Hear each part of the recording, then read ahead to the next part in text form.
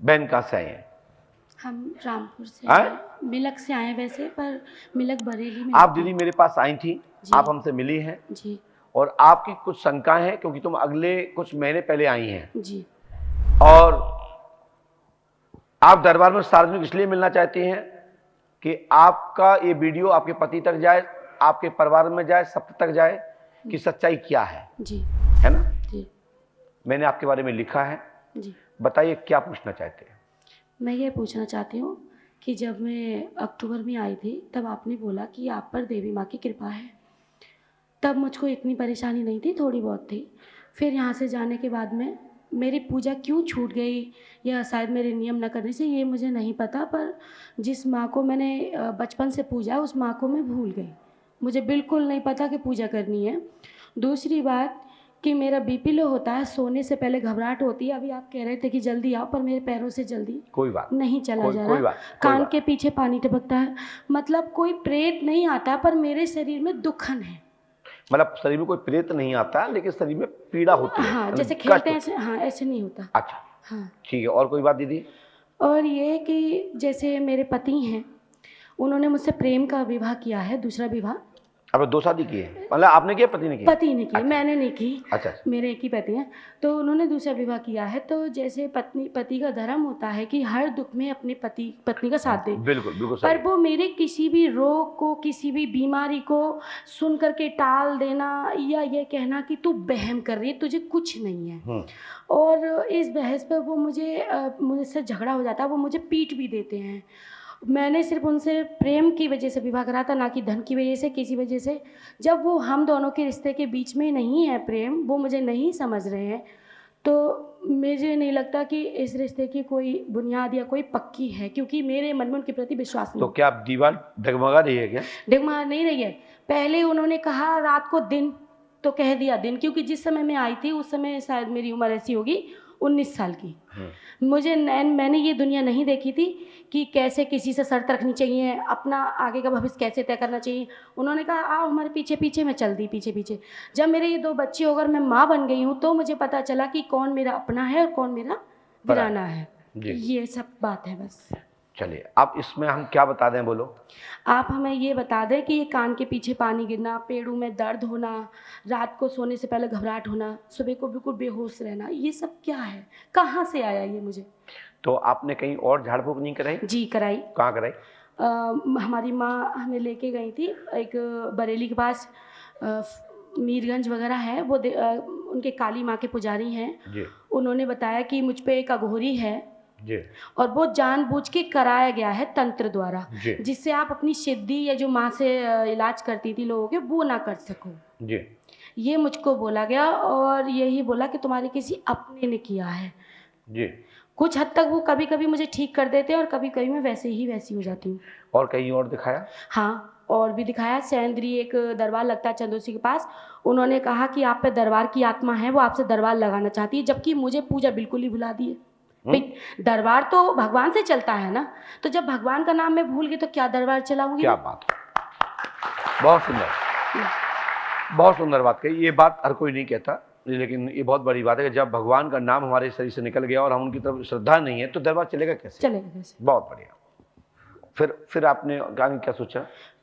हमने ये सोचा कि हम जब उन्होंने हमें मारा तो हम आ गए 10 तारीख को अपने मायके, और हमने ये सोचा कि हम पंडोखर फिर दोबारा जाएंगे। पैसे नहीं है तो कुछ बेच बाच देंगे, पर दोबारा जरूर जाएंगे। तो कुछ बेच के आएंगे? जी बेच के आए, ये हमने कमरे में भी बताया। बहुत बढ़िया। चलिए, आप क्या चाहते हैं हमसे? हम ये चाहते हैं कि ये रोग की मुझे जड़ पता चले और ये रोग मेरा यहीं पंडोखर धाम में रह जाए। जो मेरी माँ की शक्ति हो, जो मैं माँ को भूल गई हूँ, वो मुझे प्राप्त हो, मेरी अपनी सुरक्षा के लिए, मेरे अपने लिए, दरबार के लिए नहीं। और मेरे 2 बच्चे हैं, दिव्यांश हिमांशु, उनको हमेशा पेट में दर्द होता है। और जो बड़ा बेटा है मेरा 5 साल का, वो बचपन से ही रात के 12 बजे चीख के रोता था। उसके अभी सो रहा है, उसकी कौंदनी में मैंने अपने हाथ से धागा बना के बांध दिया। उस दिन से वो आराम से सोता है। तुमने धागा कैसे बनाया? धागा माँ का नाम लिया और जिसको भी कह देती थी, पहले वही काम हो जाता था। पहले जी, अब नहीं होता। अब नहीं होता। धागा कब बांधा? धागा लगभग हो गया 2 साल। जी। बहुत बढ़िया। यानी आपका इष्ट उस दौरान मजबूत था। जी। तो अब दीदी हमसे क्या चाहती हैं? हम यही चाहते हैं कि ये कान के पीछे पान मतलब ये जड़ पता चले कि मुझ पे है क्या, और जो माँ की भक्ति है वो मुझे प्राप्त हो।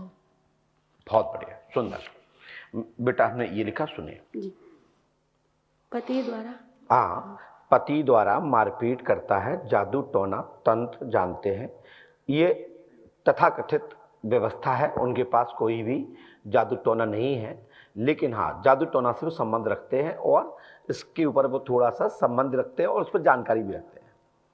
पति हरिओम शर्मा, ठीक है जी।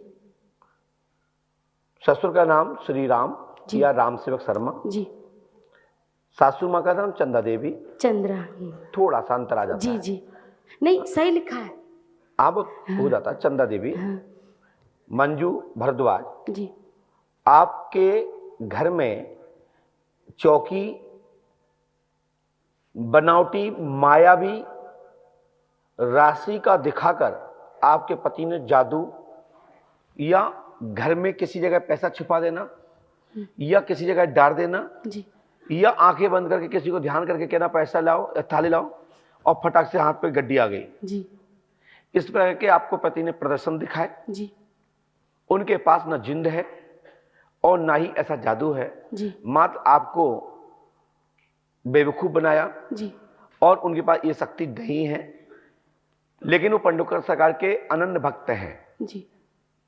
ठीक है, सो इसके चक्कर में ना पड़ते हुए जी। परमात्मा का भजन करो, जी। माई का भजन करो, जी। माई को ध्यान दो, जी। माँ भगवती दुर्गा आप पर कृपा करेंगी और सात्विक होकर सदगुरु भगवान का दिया हुआ जो गुरु मंत्र हो या जो आपके गुरु नहीं। जो आपके गुरु घर के हैं जिनके तो आप पकड़ाया गया है, जी। उनसे मार्गदर्शन लेते हुए पंडोकर धाम की पीठ की ओर से जुलाई में गुरु पूर्णिमा पर्व पर जी। आपको पंडोकर धाम मंत्र चिकित्सा विज्ञान से जोड़कर जी। आपको शक्ति प्रदान कर दी जाएगी। जी। वह आपकी शक्तिपात करते हुए, जी। आपको शक्ति देते हुए जी। आपको यहाँ से प्रेरणा मिल जाएगी और आपको पुनः पूर्व में जो जैसी स्थिति होती थी, जो क्रियाएं होती थी, क्रिया जो बनती थी, जी। जो महसूस होता था, जी। वही तरंगे पुनः प्राप्त होने लगेंगी। आशीर्वाद है जी। बोलिए पंडोकर सरकार की गुरु जी। जय जय श्री राम। और साथ ही आपको पुष्पावती पे जाकर के एक 200 रुपए का जी। 200 रुपए का आटा जी। के अच्छे गोल लड्डू बना करके थोड़े इकट्ठे से जो थोड़ी देर तक जी। जल में घुरे जी। और अलग अलग स्थान पर डाल दें जी। और अपने पूर्वजों का ध्यान करते हुए, जिससे कि उसमें जो भी जीव जंतु हैं जी। वो आपको कहीं ना कहीं कोई ना कोई आपका कहीं से कहीं ताल्लुक हो, जी। पर हर व्यक्ति का कहीं ना कहीं होता ही है। नहीं होता है तो जो भूखे को आहार देता है, जी। भोजन देता है, व्यवस्था करता है, उसकी आत्मा आशीर्वचन देती है। तो मेरा जो भाव है कि इतना आप कर दीजिएगा, आपकी ये शक्तियां सभी लॉक खुल जाएंगी। आशीर्वाद है। पर ये मतलब मुझे पेट में दर्द या ये क्या मतलब ये कोई बाधा नहीं है। तो ये क्यों होता है? ये मात्र शरीर के वजन के कारण से हाँ। और माइंड पर अधिक लोड होने के कारण से ये कान से झाग निकलती है और ये झाग आपको पानी में आपको महसूस होता है। वो पानी नहीं है, सरा नहीं है, पानी या सरा या किसी प्रकार का केमिकल नहीं है, ये मात्र माइंड की गर्मी का झांक है और उसी के कारण से आपके दिल में घबराहट होती है। ये साइकोलॉजिकल डिफेक्ट है, क्योंकि इसमें किसी प्रकार की भूत बाधा का लक्षण नहीं आया है। लेकिन घर में तंत्र मंत्र जो थोड़े थोड़े सीख रखे थे, वशीकरण उच्चाटन आदि के, वो आप पे प्रयोग जरूर किए गए हैं, इसलिए क्योंकि ये चेक करने के लिए कि हमारी क्रिया काम कर रही नहीं कर रही, ये टोटका आप जानते हो सही है कि नहीं, वो समय समय पे ऐसा किया है। लेकिन बाहरी व्यक्ति से कोई भी टोटका उटका नहीं समाधान होगा। आशीर्वाद। और ये सिगरेट की सिगरेट की जो आती है, सिगरेट की जो आती है, आपने जो पहले पूछा था हमसे, जी हमने क्या बताया था? आपने कोई पीर साहब बताए थे। ठीक है,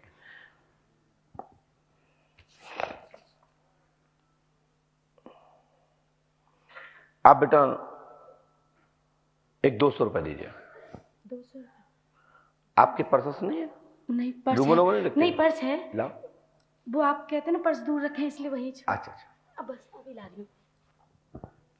चलिए वहीं से दे देना। लो हमने इसमें लिख दिया है, जो शिष्यगण है वो आप मुकेश गुप्ता जी हैं, इसको चेक करते हुए जो इसमें लिखा है ये नोट को रोकते हुए दूसरे नोट के आप इतनी राशि को आप पुष्पावती में ये पिंडदान करना है, सफलता मिलेगी, आशीर्वाद। ये मात्र बगैर मंत्र के बगैर संकल्प के आशीर्वाद। गुरुजी एक बात ये बताऊं, बोलो बहन। जब मैं घर से चली थी, अभी ये मम्मी बैठी हैं, मैंने ये कहा था कि आटे के हम पिंड बना के ले चलते हैं घर से, ये गंगा में छोड़ेंगे तो मैं ठीक हो जाऊंगी, और यही आप बोल रहे हैं।